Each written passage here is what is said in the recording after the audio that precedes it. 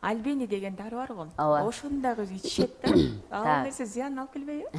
Урматтуу мекендештер, эми акыркысы демек биз дарылоо жөнүндө сөз кылат экенбиз. Дарылоо бул эки түрдүү дарылоо. Бул биринчиси биздин медицинадагы, официалдык медицинадагы дары-дармектер, ошол альбендазол, ошол эле башка декарис жана башка дарылар. Бул эми биздин химикат дарыларыбыз болуп саналат. А биз болсо азыр акыркы мезгилде натуралдык ыкма менен жок кыла турган биз өзүбүздүн бир чөп дары менен ушул ичеги куртта жайгашкан, ичегиде жайгашкан курттар менен алектенип атабыз. Абдан жакшы 100% өзүнүн результатын, натыйжасын берип атат.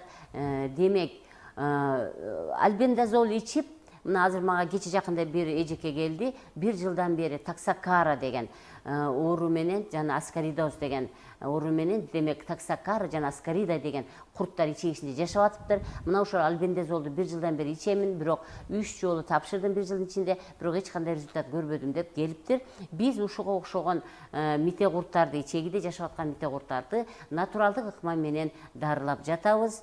Демек, мында биз клизма жолу менен мына ошол биз алып келген чөп дары, бул чөп дарынын атын мальхам деп атып коюп коюшуптур чет өлкөдөгү биздин боордоштор. Демек, ошол мальхамдын ичинде ушул курттардын тышкы тело деп коет да, тышкы телосын, тышкы катмарын өлтүрө турган чөп дарылар, 6-7 чөп дары менен ичирип, ушулардын тышкы катмарын гана бузат экен дагы, анан алар бөлүнүп түшө баштайт. Биз эми түшүрүп, мен ушул социалдык желилерде көрсөтсөм, адамдар ушундай болуп түшүш керек деп атышат да. Жок, мындай болуп түшпөйт. Бул деген кокусунан эле жоон чегиден түшүп калган, кокусунан ооз көңдөйдөн, мурун көңдөйдөн түшүп калган бүтүн курттар. Буларды ошол биз берип аткан чөптөр тышкы катмарын өлтүргөн үчүн булар бөлүк-бөлүк болуп түшүп атышат.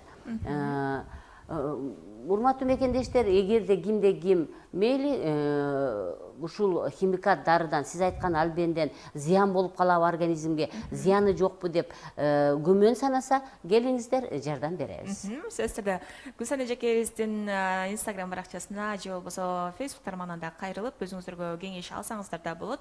Эң башкысы өзүңүз ден соолукту болуңуз эжеке, дал ушундай келип, жакшы бир кеңештериңиз менен бөлүшүп кеткениңизге ыраазычылык билдиребиз. Дагы да болсо сиз үчүн эшигибиз ар дайым ачык. Биринчи байлык ден соолук демекчи, ар бирибиздин байлыгыбыз болгон ден соолукка алдын ала кам көргөнгө аракет жасайлы. Сизге ыраазычылык билдиребиз.